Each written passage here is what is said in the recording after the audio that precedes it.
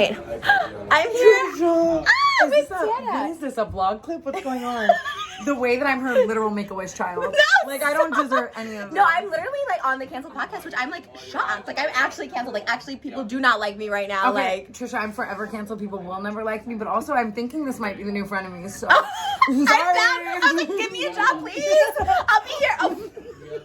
I'm freaking out. No, she's got like like this is what I wish frenemies was. Like this is what frenemies. But I'll never be as fucking iconic as you. It's just us anymore. sucking each other's asses. No, for real, because everyone thinks like I don't like Tana. And I like love her. Like she's always been nice. I love her. That's why I was so protective. I was like, no, Tana is a literal angel. Like a literal angel. We gotta protect her at all costs. Like you need, like you do, because I know you're like smart and you handle yourself. I also feel like I need to protect you too. But you know what I mean? First of all, no one feels that way about me, so I'm very grateful for your fucking presence in my life. But also, like, she's just been an inspirational icon to me. We've never had a crazy in-depth conversation like right now. No. And we're gonna fuck on OnlyFans. Oh yeah, we did OnlyFans content. Go to what's your like banner URL? Can on center. Just go to Trisha's. Literally, I fucking can't. I'm not promoting myself in this. I'm just so happy you're fucking here. I had like an old ass hooker take me in when I was like 18, and I was like so grateful for her because I would have been like dead. So I was like, can I be that old hooker to you? You are. You're not an old hooker in any way, shape, or form. However, please take me in. I'll take you in, and we got Korean friends. My parents, Moses and Trish. Wait, she ate you, and you eat like you were like you're chowing. No, I was like, she's tiny, the tiniest person I've ever seen in my life. She keeps gassing me up, but I would just die to be her. I would die if I could wake up in her body tomorrow, no questions asked. I mean, maybe Freaky Friday. Yeah, oh my god, we switch with the Korean fried cheese. You got me that.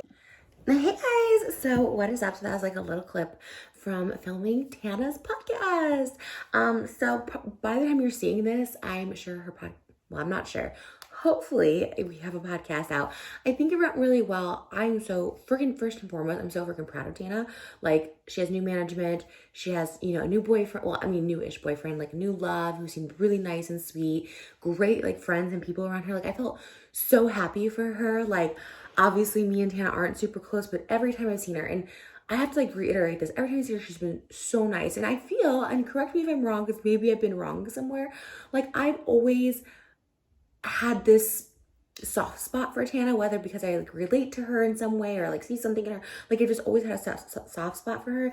And when our thing, like the Dave and Jason thing, that was on Dave and Jason. I never ever blamed Tana, ever. You know what I mean? She's young and, you know, all like, never. I always loved her and admired her, and I hate that there was this narrative that like I didn't like her, I had issues with her.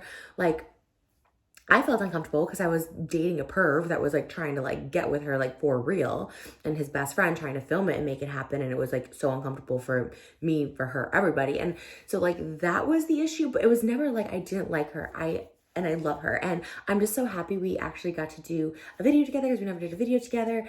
And she just has a lot of, you can just tell she has like a lot of love and a lot of positivity. Now, don't get me wrong, I'm not a fake bitch, you know what I'm saying? Like, I think I asked her in the podcast, like, who would you cancel? That's the name of her podcast. Like, what's one YouTuber that you wish would be canceled right now? Like, just off the platform for whatever reason. Either you don't like them or you just petty, whatever.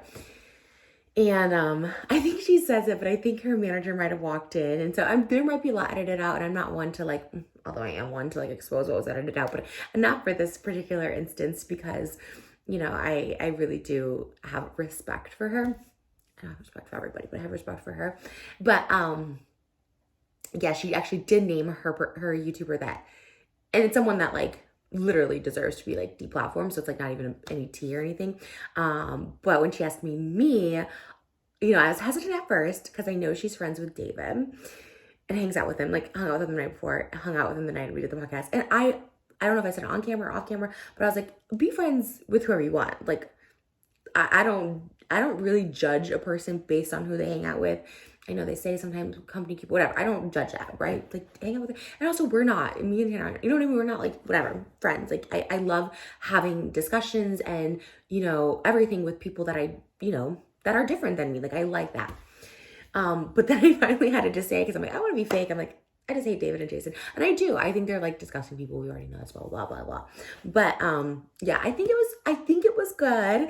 I think we all know by now, any podcast. Right now, I miss podcasting. Obviously, Frenemies is done. But I miss podcasting. Like, I want, maybe not this year because a lot's happening, but I want to be able to do a podcast. So I've been going on as guesting and just kind of seeing like, not even like joining a podcast, but just seeing like where I fit in the podcast world. Is it storytelling? Is it drama? Is it like, you know, co-host? Is it interviewing? Like I want to figure it out because now I've done 2 podcasts, Dish with Trish, which was wildly unsuccessful, but I loved it because I got to interview people. And then Frenemies, which was wildly successful, but I didn't love it because I didn't feel like I was being my creative self, like getting to have the input I wanted on a show that I felt I was a partner in, but I wasn't. But yeah, it was really fun. The Tana one, without a doubt, was one of the funnest. Like we talked for an hour before, an hour after. Like I wish we could have like included all of it because the minute I saw her and all her friends and the people around her and the people who worked for her, I was just like, it felt so great. Hunter, I didn't know too much about him. I'd always see her with him, but you don't know, right? You see a lot of people with her. Like just the kindest soul. Like I love him. I don't know if he's a permanent co-host or not, but I absolutely loved him.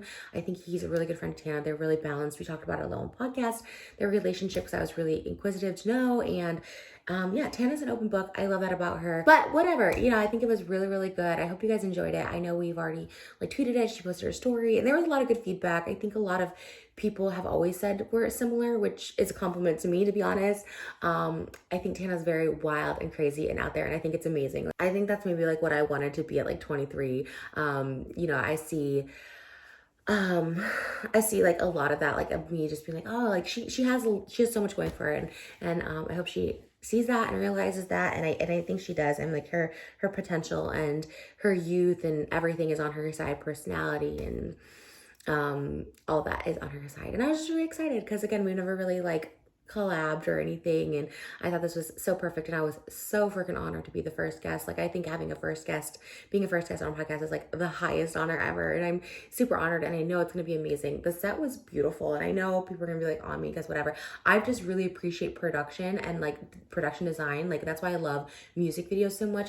Whenever I show up to my music video set, Andrew has his production crew that hires a set designer, and I'm always blown away by the set design. If it's recreating something, if it's making something original, I'm always blown away by like the accuracy of everything. The last video we did, the Van Gogh video, the music video, it was just like, it was supposed to be inspired by MCR's Ghost of You, and it just looked so like stepping back in time. If you saw, actually I did vlog it. If you saw the outside, it's like you're just like in kind of Hollywood, which is kind of like grimy or whatever, and then you walk in and you're transported into the 1940s in a dance hall, and I was just like, it's so cool. So I'm just I'm so appreciative of set design, and like I've always wanted that for my own podcast with Dish with Trish. We obviously did the pink stripes and the pink thing, but I wanted so much more. I wanted like a desk, but it was in the starting phases of it. But if I do another podcast, I'm gonna go full blown set, like just out of pocket, just do a full blown set. And that's not, and again, this is not shade on the front of me set. Obviously, everyone knows that, like, well, I was like, we could have a better set, but everyone loved the front of me set. Someone there yesterday was like, I actually really love the front of me set. It was iconic. And you know what? Like, again, I'm not shitting on it. Like, it was a great time. It was a great thing. But I just really realized that I do love podcasting and I love talking.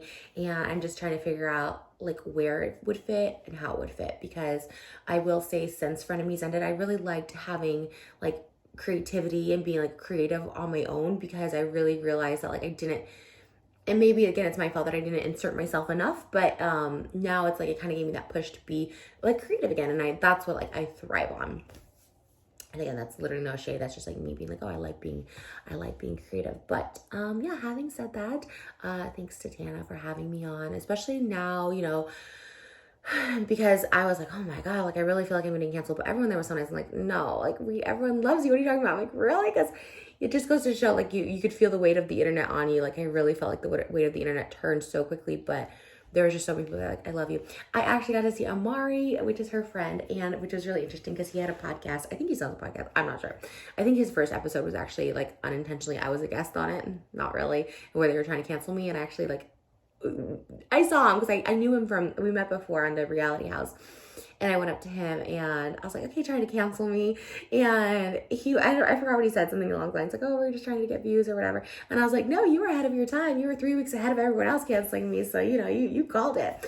And again, I have no, like when people talk about me or have issues with me, as long as it's in the sense of like reality and I'm talking to someone with like some sort of like rational, like brain that like can comprehend things, like I'm all for like people who disagree with me, don't like me, and I love talking to those people, and I love like, I mean, that's what makes the internet, right? Is a back and forth and people not liking you, disliking you, calling you out rightfully or unrightfully. But like I said, as long as you're like in the real world and not having delusions that are untreated, like I'm happy to have conversations and back and forth and, you know, explore like people, why people dislike me and trying to change their mind or not. It's really like fun. It's a really like game at the end of the day because it is just the internet. But yeah, I'm gonna stop blabbing. I'm gonna link below Tana's new podcast, Canceled.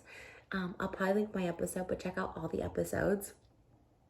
And yeah, it was a really, really good time. So yeah, I'm really proud of her, and I love seeing that. And it was one of the funnest. I've done a few podcasts now. Tana, Wolf of Wall Street, and Trash Tuesday, and I have 3 more coming up in the next like couple weeks. So I really enjoy them. Thanks to anyone who wants to have me on every podcast. I go, oh, I did Zach Saying too. I did the Zach Saying show like right after I got canceled. So anyone who like has me and is open to maybe getting some hate for having me on, it's always like really cool, and it feels cool to be like still in the community because even though I am that one with the mouth, it's still cool that some people still like me, and I think that's really cool. And of course, you guys for watching. Thank you guys for liking me. And yeah, I hope you guys have a really good day. New sad boy. This isn't we probably won't be selling these, but we have new sad boy stuff coming October 1st and Black Friday. So I'm really excited. One's another collab, and one is gonna be our own brand stuff. So look out for that. And yeah, I love you guys. I hope you have, it's a Saturday now, so I'm like really chilling. So if I feel like a cool vibe, and that's why. But yeah, I love you guys, and I'll see you in this video. Go check out Canceled, link below.